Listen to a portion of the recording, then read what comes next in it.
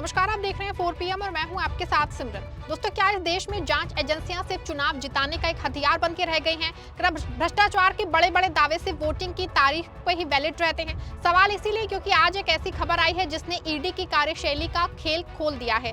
Chronology समझिए। पश्चिम बंगाल में कल आखिरी राउंड का वोट पड़ा और आज यानी कि 30 अप्रैल को दिल्ली की पटियाला हाउस कोर्ट से एक ऐसी खबर आई जिसने सबको सन्न कर दिया है। ममता बनर्जी की चुनावी रणनीति बनाने वाली संस्था आईपैक के निदेशक विनेश चंदेल को जमानत मिल गई है। लेकिन चौंकाने वाली बात जमानत नहीं है, चौंकाने वाली बात है कि जिस ईडी यानी कि प्रवर्तन निदेशालय ने चुनाव से पहले उन्हें महा घोटाले का मास्टरमाइंड बताया था, आज इसी ईडी ने कोर्ट में जमानत पे कोई ऐतराज नहीं किया है। आज की इस विशेष रिपोर्ट में हम पूरी साजिश का पर्दाफाश करने वाले हैं कि कैसे चुनाव से पहले आईपैक को निशाना बना के ममता बनर्जी को घेरने की कोशिश हुई और चुनाव खत्म होते ही ये सारा भ्रष्टाचार हवा हो गया है। दोस्तों, थोड़ा पीछे चलिए। 13 अप्रैल 2026 जब बंगाल में चुनाव की सरगर्मी अपने शबाब पे थी, अचानक खबर आती है कि ईडी ने आईपैक के निदेशक विनेश चंदेल को गिरफ्तार कर लिया है। आरोप क्या थे? कथित कोयला घोटाला और करीब 50 करोड़ का मनी लॉन्ड्रिंग।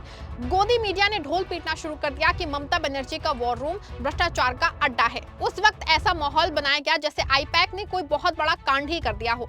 छापेमारी हुई, दफ्तरों को बंद कराया गया, स्टाफ को धमकाया गया। मकसद साफ था, चुनाव के बीच में ममता बनर्जी की चुनाव प्रबंधन टीम की कमर तोड़ देना। आईपैक वही संस्था है जिसने 2021 में दीदी को प्रचंड जीत दिलाई थी, इसीलिए इस बार उसे निशाना बनाना सत्ता की मजबूरी थी। लेकिन आज जब वोटिंग मशीनें सील हो चुकी हैं तो ईडी का गुस्सा ठंडा क्यों पड़ गया है? आज कोर्ट में जो हुआ वो सुन के आपको लोकतंत्र पे तरस आ जाएगा। जिस विनेश चंदेल को 15 दिन पहले सलाखों के पीछे रखने के लिए ईडी ने एड़ी चोटी का जोर लगा दिया था, आज कोर्ट में सरकारी वकील ने बड़े प्यार से कह दिया आरोपी जांच में पूरा सहयोग कर रहे हैं, इसीलिए हमें उनकी नियमित जमानत पे कोई आपत्ति नहीं है। दिल्ली की पटियाला हाउस कोर्ट के अतिरिक्त सत्र न्यायाधीश शेफाली बरनाला टंडन ने आदेश सुनाया। जमानत देते समय अदालत ने विशेष रूप से उल्लेख किया कि प्रवर्तन निदेशालय ने चंदेल की जमानत याचिका का विरोध नहीं किया है। ईडी के विरोध न किए जाने के कारण धन शोधन निवारण अधिनियम की धारा 45 के तहत लागू होने वाली कड़ी शर्तें इस मामले में बाधा नहीं बनी। इससे पहले 28 अप्रैल को अदालत ने विनेश चंदेल को अंतरिम जमानत देने से इनकार कर दिया था। चंदेल ने अपनी 74 वर्षीय मां के खराब स्वास्थ्य और डेमेंशिया यानी कि भूलने की बीमारी का हवाला देते हुए मानवीय आधार पर राहत मांगी थी। हालांकि तब अदालत ने कहा था कि रिकॉर्ड्स में ऐसी कोई जीवन को खतरे वाली स्थिति नहीं दिखती जिसमें आरोपी की तत्काल मौजूदगी जरूरी हो। अजीब बात है, चुनाव से पहले वो प्रोसेस ऑफ क्राइम यानी कि अपराध की कमाई को छुपा रहे थे और चुनाव खत्म होते ही वो वॉलंटरी कॉर्पोरेशन करने लग गए। जी हाँ, सवाल है कि आखिर 24 दिन के भीतर ऐसा क्या बदल गया कि ईडी ने अपना विरोध वापस ले लिया? क्या भ्रष्टाचार के सबूत मतदान खत्म होते ही गायब हो गए या फिर असली काम सिर्फ चुनाव तक ही सिंघम बन के डराना था? आपको बता दो, पूरी स्क्रिप्ट में मुख्य किरदार तो ममता बनर्जी ही थी।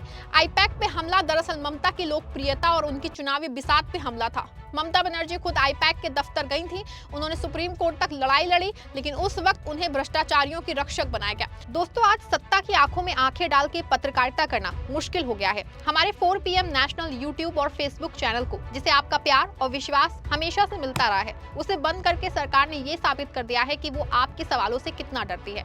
मुश्किल दौर है, लेकिन हम ना रुके थे और ना ही रुकेंगे। हम सच के लिए हमेशा लड़ते रहेंगे। ऐसे में 4 PM यूपी को ज्यादा से ज्यादा ज्वाइन करें और स्वतंत्र पत्रकारिता को जिंदा रखने के लिए जितना हो सके उतना हमारा आर्थिक सहयोग करें। आपके सहयोग से ये जंग हम जीत के रहेंगे। बीजेपी ने हर रैली में आईपैक और भ्रष्टाचार का नाम लिया। चंदेल की गिरफ्तारी को मोदी की गारंटी की तरह पेश किया गया, लेकिन अब जब 4 मई को नतीजे आने वाले हैं और वोटिंग पूरी हो चुकी है तो ईडी के तेवर ढीले पड़ते, जो बताता है कि ये पूरी कवायद सिर्फ एक सियासी प्रोपोगेंडा थी।